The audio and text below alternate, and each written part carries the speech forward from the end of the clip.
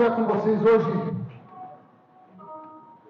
sobre 2 Crônicas 20, 17 e 18. Acompanhe comigo, queridos. Diz assim: nessa batalha não tereis que pelejar, postai-vos, ficai parados, e vede a salvação do Senhor para convosco, ó Judá e Jerusalém. Não temais, nem vos assusteis. Amanhã saídes ao encontro, porque o Senhor será convosco. Então Josafá se prostrou com o rosto em terra, e todo Judá, os moradores de Jerusalém, se lançaram perante o Senhor, adorando o Senhor. Queridos, feche os seus olhos, vamos orar. Se Deus, nós pedimos agora que o Senhor possa ministrar as nossas vidas, ministrar os nossos corações, para que nós possamos, ó Pai, entender que nós estamos numa constante batalha, Senhor, nas nossas mentes, e que o Senhor possa nos ministrar e nos trazer à luz aquilo que o Senhor quer tratar em nós. Que o Senhor possa, Pai, fluir através das nossas vidas, naquilo que o Senhor quer fazer em nós e através de nós, Senhor. Amém. Queridos, esse versículo aqui fala sobre o rei Josafá. Existiam alguns reinados que estavam vindo contra ele em batalha. Eles estavam vindo atacar Judá e Jerusalém. E o rei Josafá, o que ele faz, queridos? Ele não manda o seu exército afiar as espadas, ou pegar os seus escudos, arrumar suas carroças e seus cavalos. O que ele faz, queridos?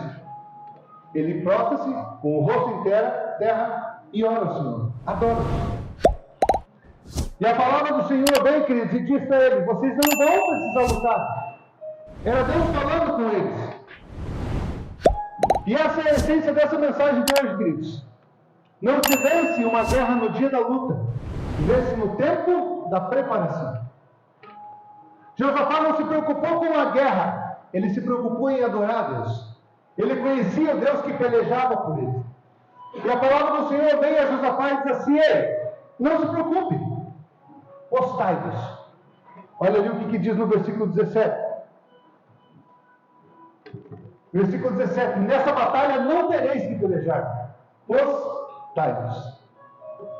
Não significa, queridos, que eles iam ficar de braços cruzados, mas era para eles estar posicionados. Eles precisavam estar posicionados para a batalha. E nós, queridos, estamos em constante batalha. Nós estamos numa constante guerra, principalmente com nós mesmos, em nossas mentes. Em campo de batalha espiritual. Olha o que Efésios 6,12 diz. Porque não temos que lutar contra a carne e o sangue, mas sim contra os principados e contra as potestades, contra os príncipes das trevas deste século, contra as hostes espirituais da maldade, nos lugares celestiais. Cristo, a nossa luta é contra Satanás. A tua luta não é contra o teu irmão, não é contra o teu vizinho, não é contra o teu chefe. A tua luta não é contra o teu pai, não é contra a tua mãe. A nossa luta, queridos, é contra Satanás. A tua luta não é contra aquela bênção lá do serviço que tira a tua paz, sabe? Aquela pessoa. Aquela que veio na tua mente agora, veio ou não veio? Veio. Veio aquela bênção na tua mente e você pensou justamente nela. Mas deixa eu falar uma coisa, a tua guerra não é contra ela. A nossa guerra não é contra pessoas. Aqui está falando, queridos, na carta aos Efésios, que a nossa luta não é contra carne e sangue, não é contra pessoas. É contra principados e potestades. O teu inimigo não é o teu irmão. O teu inimigo é Satanás. É contra ele que nós precisamos lutar. Muitos cristãos, queridos, perdem batalhas porque lutam contra pessoas, circunstâncias e emoções. Nós perdemos batalhas, queridos, porque nós achamos que a nossa luta é contra pessoas. E nós não conseguimos identificar, queridos, que muitas vezes é Satanás usando a vida de uma pessoa para nos atacar, não necessariamente a pessoa. Existem circunstâncias, queridos, que nos tiram de uma zona de conforto e nós achamos que são pessoas. Que as pessoas fazem isso para nos atacar e muitas vezes são apenas enviados de Satanás. Satanás está manipulando como se fosse um fantoche. Sabe aqueles fantoches que você coloca na mão? E a nossa luta não é contra a pessoa. Paulo diz na carta aos Efésios, nossa luta não é contra carne e sangue, mas contra principados e potestades.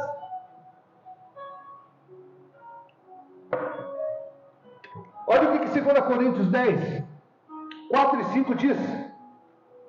As armas com quais lutamos não são humanas, pelo contrário, são poderosas em Deus para destruir fortalezas. Destruímos argumentos e toda pretensão que se levanta contra o conhecimento de Deus. E levamos cativo todo pensamento para torná-lo obediente a Cristo.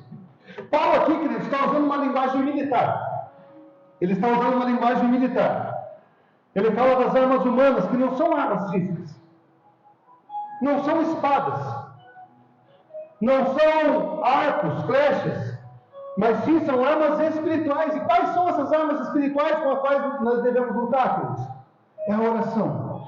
Por isso que nós sempre incentivamos a estarmos aqui em oração. Nós precisamos estar em oração, pastor, mas eu não sei orar, queridos. Nós precisamos aprender. A Bíblia diz que ninguém sabe orar. Mas nós precisamos nos achegar a Deus em oração. Jejum, nós precisamos jejuar. Queridos, muitos cristãos defendem que o jejum acabou, que não precisa se fazer jejum. Conversando com pessoas nesse tempo que nós tivemos de jejum, queridos, 21 dias de jejum como a igreja, quantas pessoas Deus ministrou nesse tempo? Por quê? Porque nós tornamos a nossa carne, o nosso corpo mais sensível a ouvir e falar dele.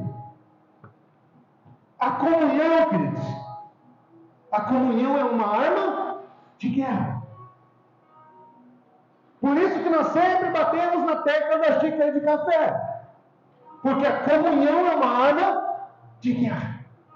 Onde nós estamos juntos, em comunhão, um com o outro, conhecendo as fraquezas, as dificuldades. Ontem o pastor usou um exemplo muito massa lá em Vitimarfim. Sabe o que é comunhão, queridos? É um abraço de porco-espinho.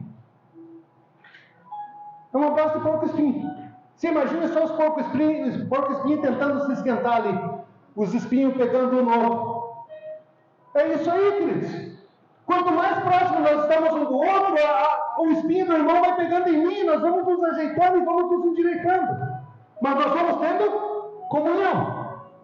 Ou você é 100%, você não tem nada que talvez incomode alguém, ou você é uma pessoa adorável, uma pessoa boa de conviver. Se a igreja fosse feita de pessoas igualzinhas a você continuaria congregando nessa igreja?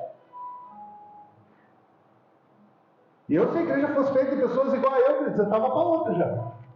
Saía na hora. Nossa, pastor, mas você tem defeito? E muitos, queridos. E muitos. Mas a comunhão é necessária por quê? Porque é uma arma de guerra. Provérbios fala, assim como o ferro afia o ferro, o irmão afia o seu irmão. Então talvez a dificuldade do teu irmão incomoda você, mas a tua dificuldade incomoda o irmão. Mas em comunhão nós vamos caminhando rumo à perfeição de Cristo. A palavra de Deus, queridos, é outra arma. Muito importante. Meditar na palavra. Buscarmos na palavra. Queridos, Jesus no deserto não usou força física. Ele venceu Satanás com a palavra e com discernimento espiritual. A guerra era mental, silenciosa, mas era decisiva. Nós precisamos saber identificar, queridos, corretamente o inimigo que nós estamos lutando. Sabe por quê? Porque senão nós gastamos as nossas forças lutando contra quem não é o nosso inimigo. Enquanto nós devíamos nos levantar em oração, em jejum, na palavra, lutando contra Satanás, nós ficamos nos ofendendo com o que o irmão fala do lado. Queridos, e muitas das ofensas, sinceramente, queridos, são coisas muito simples. Só que nós não conseguimos discernir qual é o nosso inimigo. E nós achamos que o inimigo é nosso irmão. Nós não entendemos que o nosso inimigo é Satanás. Se você não sabe identificar corretamente o inimigo, gastará suas forças em batalhas inúteis e ainda sairá derrotado. Se nós não identificarmos, queridos, corretamente o nosso inimigo, nós gastaremos as nossas forças em batalhas inúteis. Inúteis. Porque a nossa guerra não é contra carne e sangue, mas contra principados e potestades. Se você luta uma batalha que não é para lutar, você está perdendo tempo. É uma batalha inútil. E ainda sairemos derrotados. Ainda sairemos derrotados. E nós precisamos nos preparar para a guerra. Nós precisamos nos preparar para a batalha. Eu estava conversando com um rapaz essa semana, ele falou que ficou esperando até de madrugada para assistir uma luta. Eu nem sei qual luta é. E ele queria assistir uma luta. E ele falou assim, eu perdi tanto tempo de sono para chegar no primeiro round, com poucos minutos, acabou a luta. Um venceu o outro. Cris, mas a luta foi só aqueles momentos? Foram só aqueles minutos? E a preparação toda que eles tiveram antes de chegar nesse tempo? Horas sem dormir, privando-se de alguns alimentos, levando o seu corpo ao extremo. Dia após dia, batalhas que ninguém viu. Batalhas que só eles viveram. Batalhas que só eles lutaram. Para chegar naquele momento, alguns minutos. Tem toda uma preparação. Olha o que Mateus 6,6 diz. Mas quando você orar, vá para o seu quarto, feche a porta e ore ao seu pai que está no secreto. Então seu pai, que vê no secreto, o recompensará. A nossa luta, queridos, começa no nosso quarto secreto. A nossa luta é no nosso íntimo, lá com Deus, com a nossa porta fechada, em comunhão com Ele, orando, buscando, chorando aos pés dEle.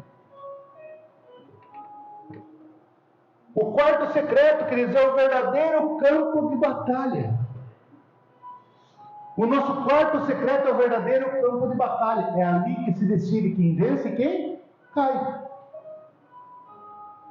No nosso quarto secreto é ali que se decide quem vai vencer e quem vai perder, queridos. Vão existir situações da tua vida que é só jejum e oração que você vai vencer. Algumas são posicionamento da tua parte. Nós caímos nessa de que Deus está no controle de tudo. É mentira, queridos. Deus não está no controle de tudo. Ele entregou o controle da terra para o homem. Só que aí nós justificamos as nossas falhas como Deus está no controle de tudo. Fica muito mais fácil eliminar as minhas falhas, está entendendo?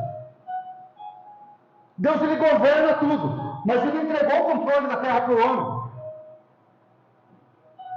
Então, muitas das coisas são decisões nossas. São atitudes nossas, e aí nós tentamos justificar Deus está no controle, é Ele que está fazendo. Não, são decisões tuas. Que ao invés de você ir no quarto secreto buscar em Deus, você toma as suas atitudes na carne, achando que o inimigo é teu irmão.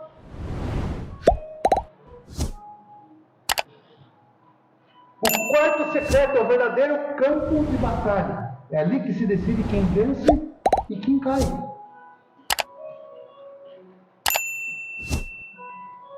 Antes de ser conhecido, queridos, como um matador de gigantes, antes de ir para o campo de batalha contra Golias, Davi passou por muitas batalhas que ninguém viu.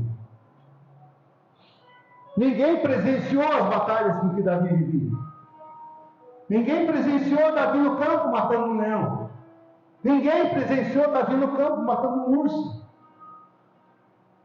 Davi falou para Saul, falei, quando eu estava lá no campo, o leão vinha e pegava minha ovelhinha, comigo não, as minhas não vai pegar. Eu ia lá e matava mesmo. Se o urso vinha pegar, você não vai pegar, eu ia lá e matava. Por quê? Porque ele foi forjado no seu íntimo. Ele foi forjado no seu íntimo. Davi derrotou Golias, mas antes disso já havia vencido um leão e um urso no anonimato. A guerra contra Golias só revelou uma vitória que já havia sido conquistada dentro de si. Como está o teu quarto secreto? Como está a tua busca com Deus? Como está o teu quarto secreto, onde você já está lutando as batalhas antes delas acontecerem? Eu estava lendo um livro, querido, eu terminei semana passada. Vencendo antes da batalha? Isso mesmo. Acho que é Vencendo Antes da Batalha. Um livro sensacional, queridos. Não se espera a batalha chegar para você lutar, nós já precisamos estar preparados. Quando Efésios 6 fala da armadura, queridos, você não vai esperar a guerra chegar para você ir lá e se revestir com a tua armadura e lutar. Talvez não dê nem tempo. Quando fala de nós nos revestimos é antes. É buscarmos em Deus o nosso quarto secreto com Ele. Quem se prepara no secreto, queridos, vence no visível. Sabe por que você não vence muitas batalhas na tua vida? Porque você está lutando contra o inimigo errado. Sabe por que nós não vencemos no nosso casamento? Porque em vez de nós lutarmos contra Satanás, nós lutamos contra o nosso cônjuge. O inimigo dentro do casamento não é teu cônjuge, não é tua esposa, não é teu marido, é Satanás. E por isso que você não vence, pastor, mas não dá certo, porque você está lutando contra o inimigo errado.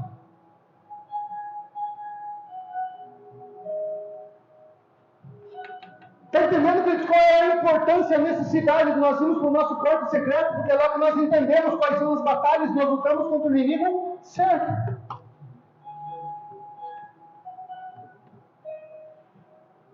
Lá em 2 Crônicas 20:17 vai falar que nessa batalha não tereis que pelejar, mas postai-vos, ficar parado.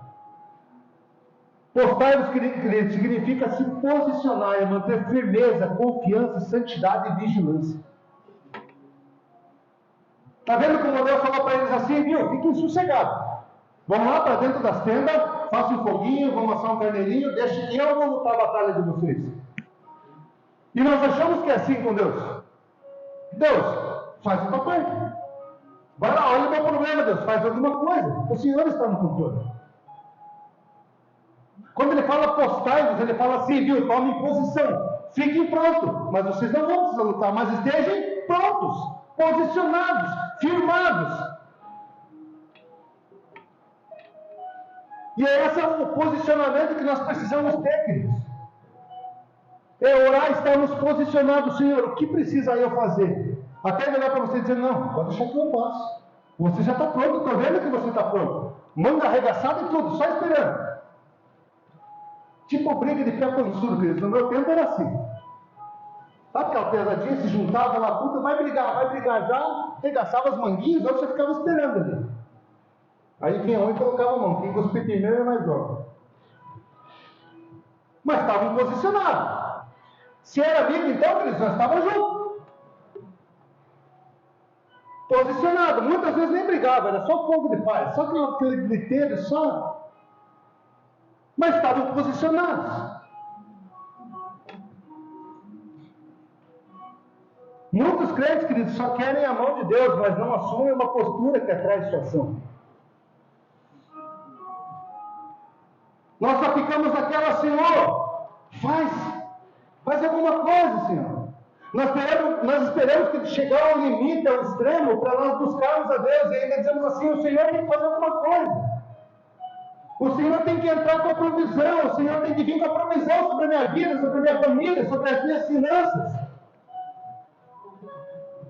Oramos e pronto, acabou. Não, já orei essa semana, já pedi para Deus. Daqui uma semana eu volto a orar de novo, sinal de pé certo. E é assim, queridos. Ou então essas coisas estão ruins, vou para a igreja, se não está, eu só não preciso mais para a igreja. Resolveu o problema, acabou a igreja, não preciso mais de igreja.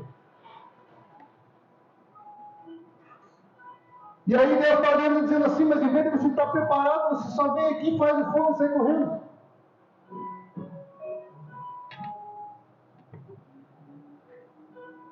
O diabo não vence guerreiros preparados, queridos, ele vence corações distraídos. E o problema é que nós nos distraímos com as coisas. Nós não nos preparamos. Nós deixamos as batalhas chegarem, nós deixamos de estar quase exaustos, lutando contra o inimigo errado. Sem entender qual é o nosso verdadeiro inimigo. Sem entender qual é a nossa luta. E ao invés de nós nos prepararmos, nós perdemos essa batalha. Queridos, nós passamos por situações em que humanamente, queridos, era muito mais fácil resolver na porrada. De verdade. Muito mais fácil. Por quê? Porque nós achávamos que eram pessoas. Queridos, nós somos muito caluniados como pessoas, como casal. Nós somos muito caluniados. Nós somos, queridos, para vocês terem uma ideia, quase levados à justiça.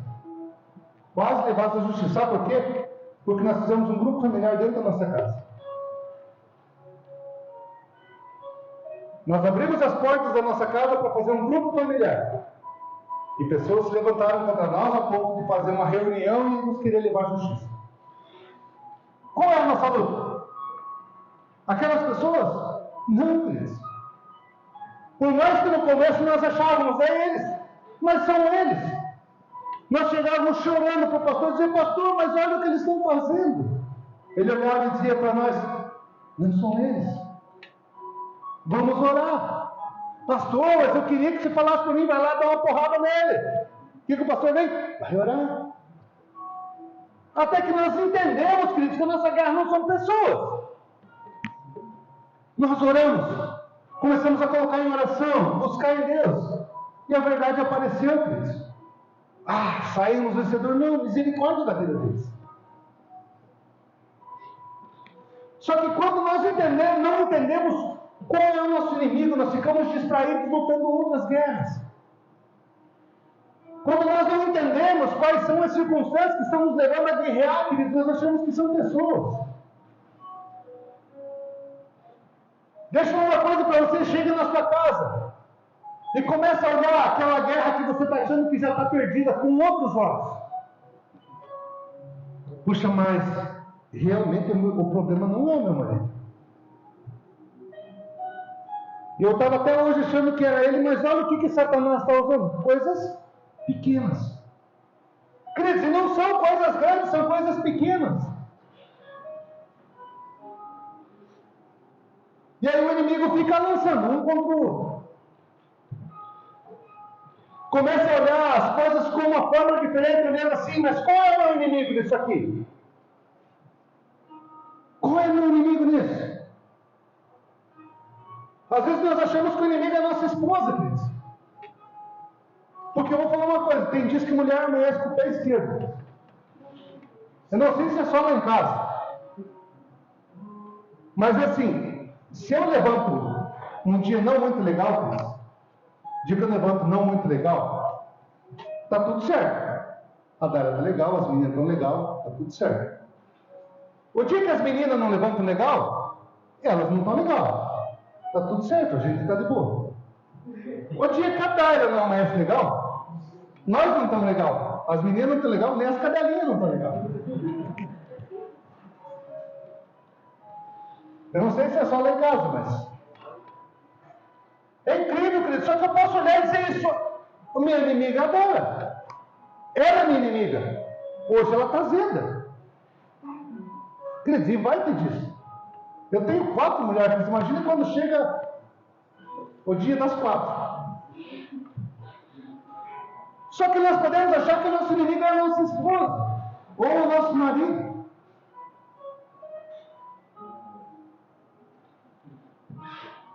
E nós precisamos entender, queridos, qual é essa nossa guerra. E o maior campo de batalha, queridos, a maior guerra que nós enfrentamos em nós mesmos, nas nossas mentes. Olha o que 2 Coríntios 10, 3 e 5 diz. Porque embora andando na carne, não militamos segundo a carne, porque as armas da nossa milícia não são carnais, mas sim poderosos em Deus para a destruição de fortalezas, destruindo conselhos e toda altivez que se levanta contra o conhecimento de Deus. E leva cativo todo entendimento à obediência de Cristo. Nós estamos, queridos, numa constante guerra com nós mesmos. Eu não sei você, mas a pessoa que eu mais converso o dia inteiro quer dizer comigo mesmo. E às vezes até uma discussão. Às vezes eu até brigo comigo mesmo.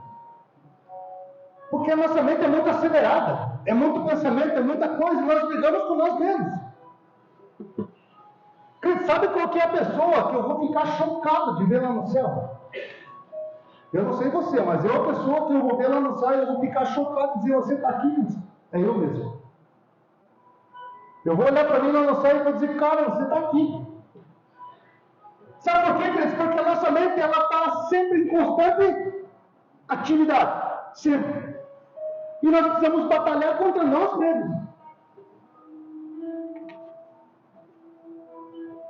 Nossa alma, queridos, está sempre gritando para ser saciada. E a nossa natureza caída vai sempre pender para o lado mal. É natural, queridos. Nós vamos sempre pender para o lado mal.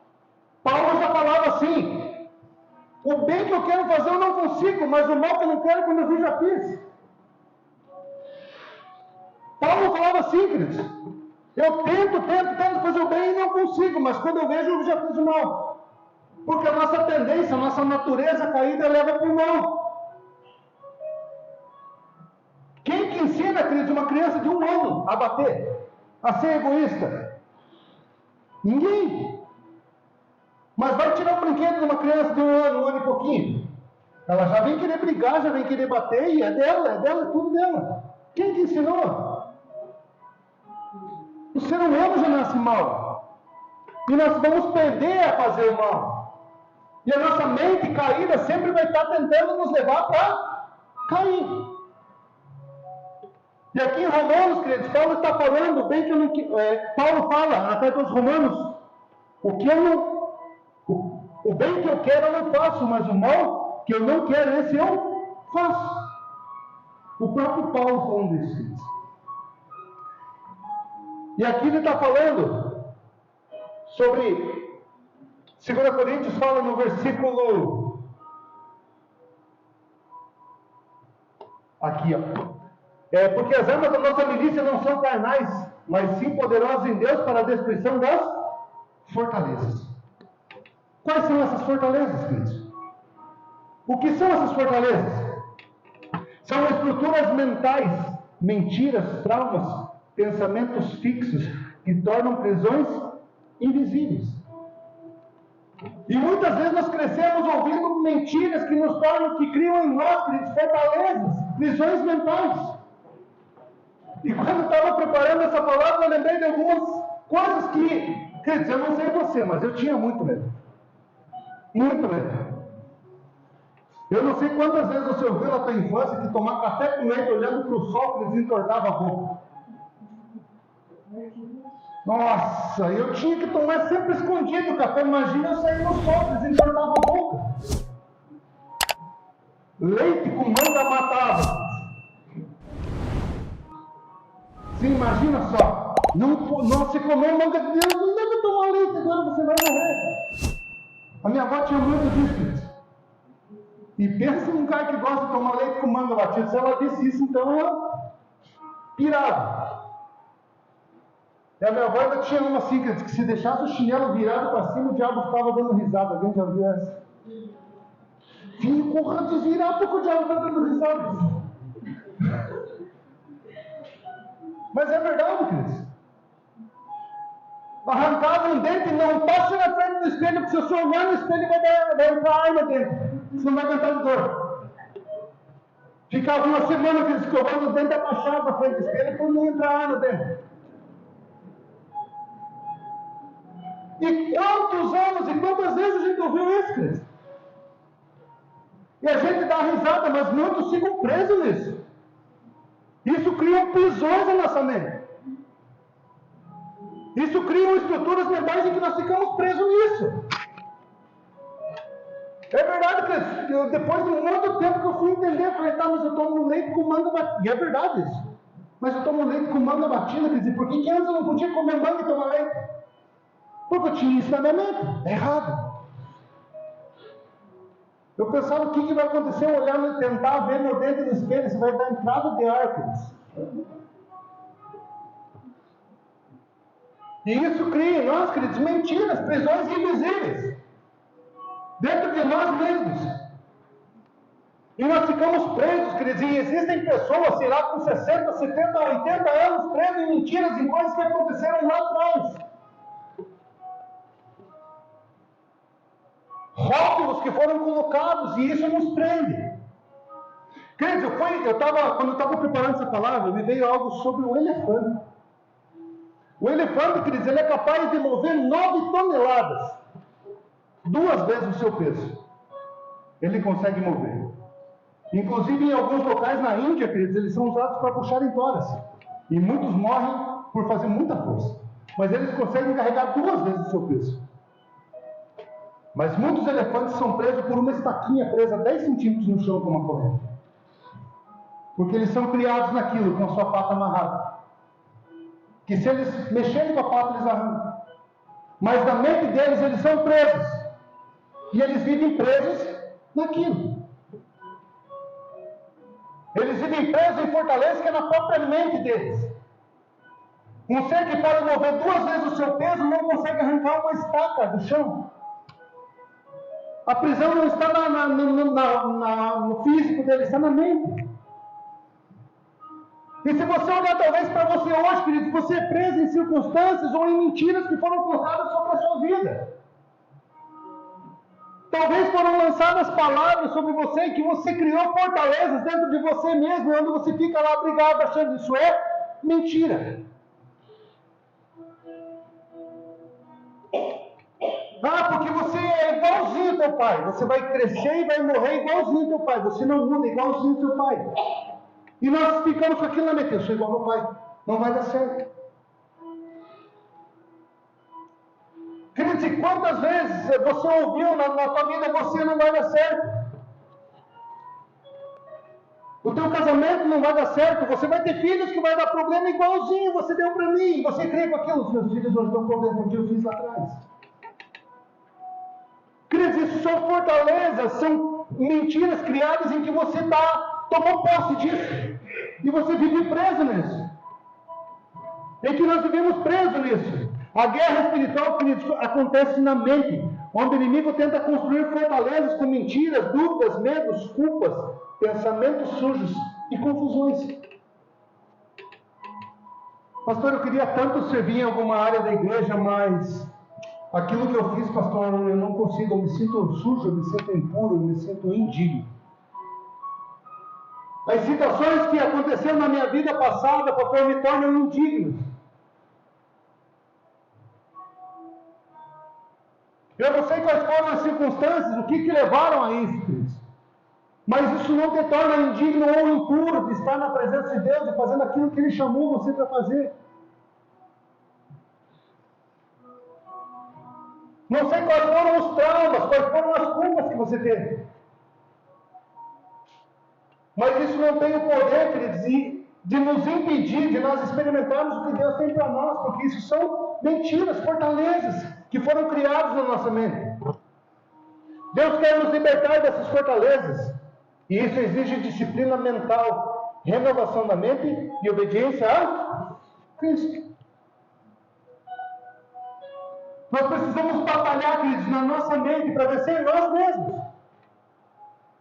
As mentiras que nós mesmos criamos. Pastor, mas falaram isso para mim e eu me apego a isso. Eu não faço isso hoje, porque uma vez eu fui fazer, pastor, lá no ano passado, e as pessoas me taxaram com uma coisa, eu não gostei. Então hoje eu não faço.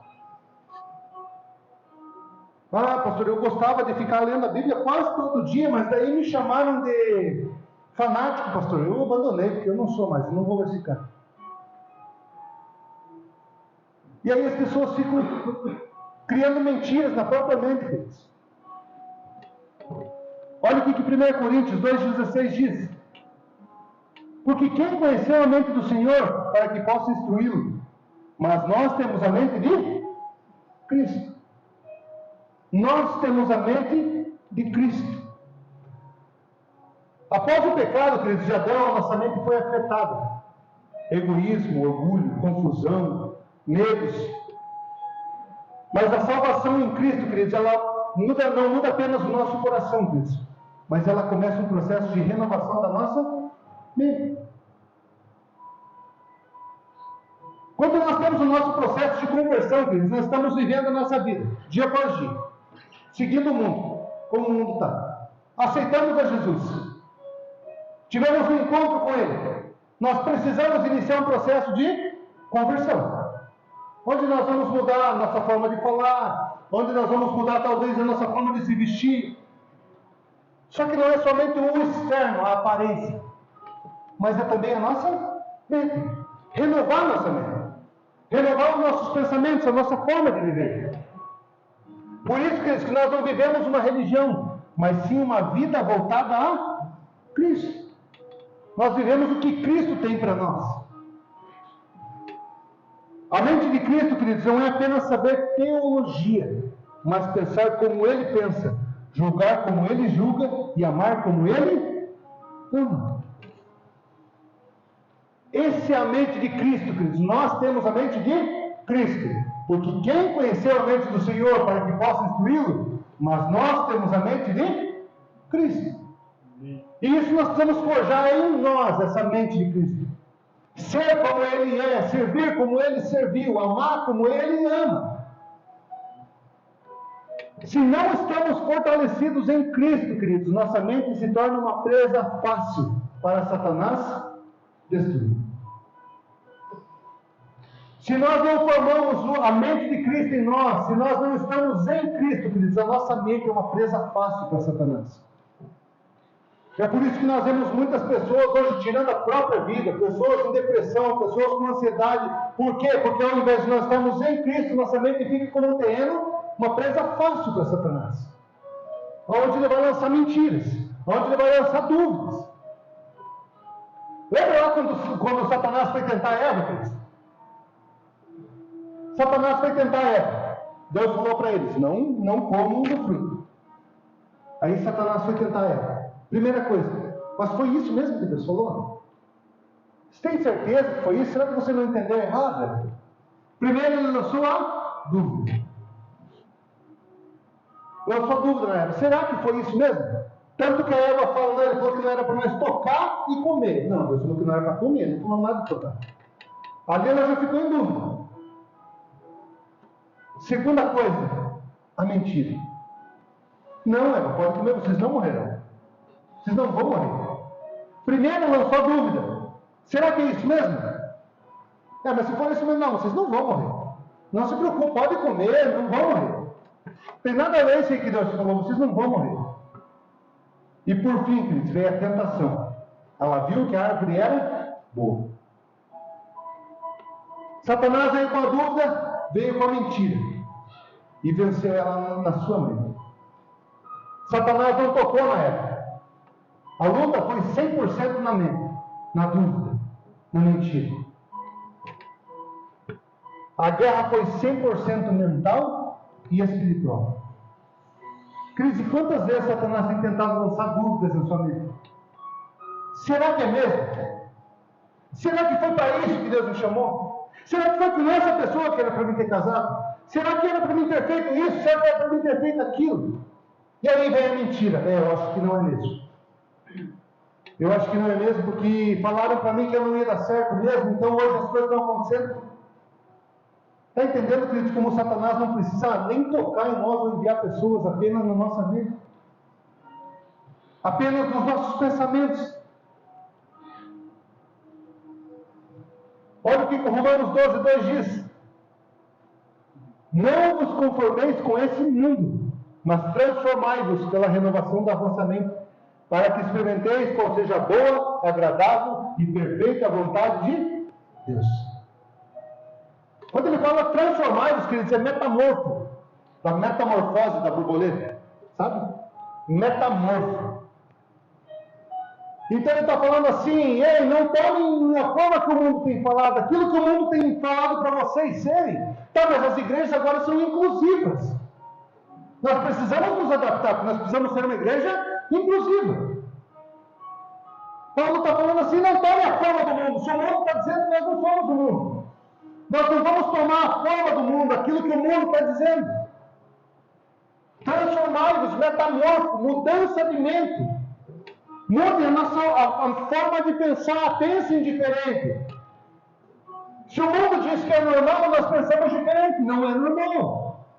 Pastor, mas é normal o homem ver pornografia. Não é normal. Pastor, mas é normal, eu sou homem, posso ter uma namoradinha fora do casamento. Metamorfo, mudança de mente. O mundo diz que é normal. E como tem se tornado normal essa questão de trisal? 3 pessoas no casamento, no relacionamento. E o mundo tenta incutir em nós um pensamento de que isso é normal. E Paulo está falando assim, mude a forma de pensar. Não tome a forma do mundo, não fique igual ao mundo é. E a nossa mente, querido, se conforma facilmente com os padrões desse mundo. Vaidade, ego, pornografia, competição, ansiedade, comparação, incredulidade. Mas a transformação em nós, queridos, começa quando nós alimentamos a nossa mente com a palavra de Deus. Amém. Filtre os seus pensamentos. Queridos, você sabia que é possível você pensar no que você vai pensar? Parece louco, né? Mas pense no que você vai pensar. Queridos, os nossos pensamentos é como uma prateleira do mercado. Você chega e você precisa, quando fala leve cativo todo o pensamento. Cativo, queridos. Olha aqui o que Filipenses 4:8 diz. Quanto mais, irmãos, tudo que é verdadeiro, tudo que é honesto, tudo que é justo, tudo que é puro, tudo que é amável, tudo que é de boa fama, se há alguma virtude, se há algum louvor nisso, pensai. Pense nas coisas que Filipenses está falando. Tudo que é bom, eu vou pensar no que é bom. Tudo que é amável, eu vou escolher isso aqui. Quando fala sobre levar cativo o cativeiro, queridos, cativo quer dizer prisioneiro de guerra. Nós subjugamos. Eu pego os meus pensamentos, ele é meu prisioneiro. Sou eu quem mando. Eu escolho no que eu vou pensar. Às vezes nós deitamos na cama e a Dala começa a falar alguns assuntos do que aconteceu. Amor, mas eu estava pensando nisso, mas veja, não é certo isso. Falei, Dala, você está nesse pensamento ainda? Mas você não pensa? Falei, não, isso não. O que você está pensando agora? Falei, não estou pensando em nada. Queridos, isso é fácil? Não é fácil. Só que quando nós buscamos na palavra, quando nós começamos a buscar em Deus, nós começamos a entender que nós podemos selecionar os nossos pensamentos. Queridos, o problema é que muitos deitam na cama e não conseguem nem dormir com tantos pensamentos. Mas e isso? Mas e aquilo? Nossa, mas semana que vem tem isso. Queridos, o que vai, de verdade, o que vai adiantar? O que vai adiantar? Isso nos traz paz? Não. Então não vou pensar. Ah, pastor, mas então eu vou abandonar tudo? Não, queridos. O problema é que isso toma conta da nossa vida. Em que você vive aquilo durante o dia, você deita na cama e a sua cabeça continua trabalhando naquele mesmo pensamento. Pense no que você vai pensar. Parece difícil, queridos, mas quando nós buscamos em Cristo, quando nós estamos em Cristo, e quando nós tomamos posse desse versículo de Filipenses, que nós podemos e devemos pensar no que é honesto, no que é justo, no que é puro, no que é amável. Nós começamos a selecionar os nossos pensamentos. Nós começamos a pensar no que eu vou pensar. Às vezes a galera diz, olha, nós precisamos conversar sobre isso. Então, agora é hora de eu começar a pensar sobre isso. Então, agora eu vou pensar. Ah, podemos fazer isso. Pronto. Ou às vezes ela chega para mim e vê o que você pensou sobre aquilo. Eu falei, não pensei em nada até agora. Tá, mas nós precisamos definir. Eu falei, então agora eu vou pensar. Porque não resolve, queridos, nós perder a nossa paz, nós perder o nosso sono, nós perder a nossa... por pensamentos que não vão nos levar a nada. Por mentiras em nossa mente.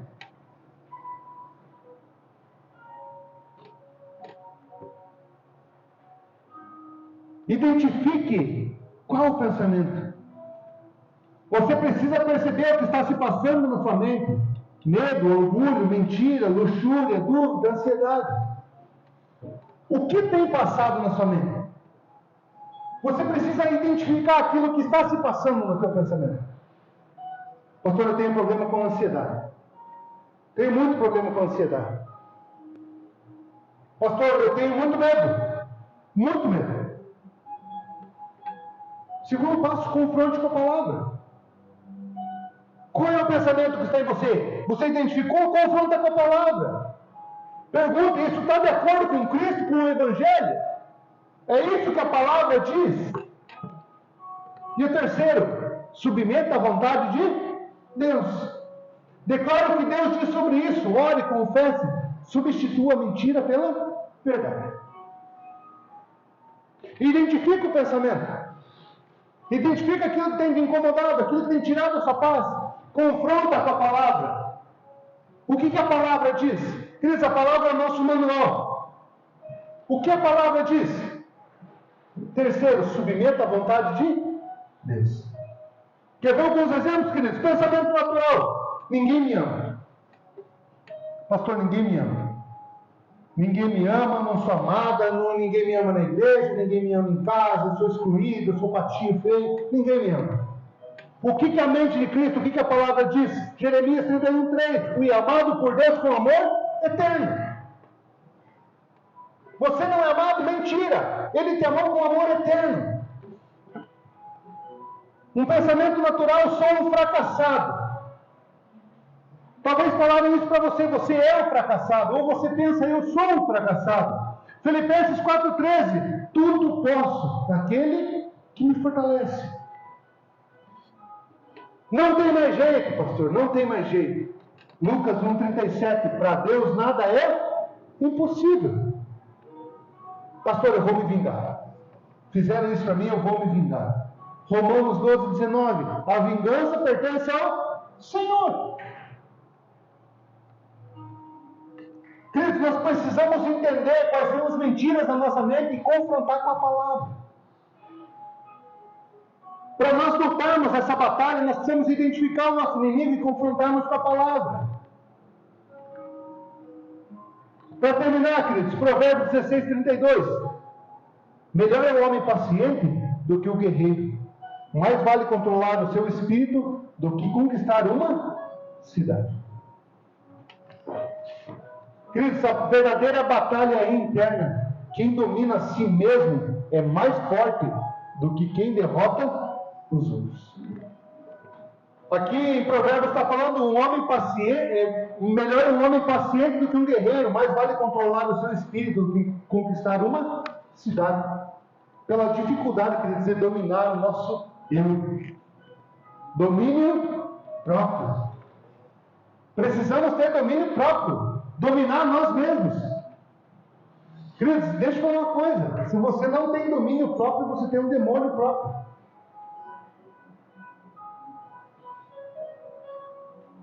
Se nós não temos domínio próprio, nós temos um demônio próprio. Porque nós fazemos as nossas vontades. Precisamos aprender a ter domínio próprio. A vitória é resultado de uma preparação oculta. O dia da guerra apenas manifesta o que você já construiu em segredo. Deus está disposto a lutar por você, mas primeiro você precisa estar posicionado, alinhado, livre, quebrantado e pronto. Queridos, que você possa tomar posse dessa palavra. Identificar os teus pensamentos. Identificar os teus inimigos. Identificar qual é a sua guerra. Para que nós possamos lutar contra o inimigo certo. Você recebe essa palavra, queridos? Amém?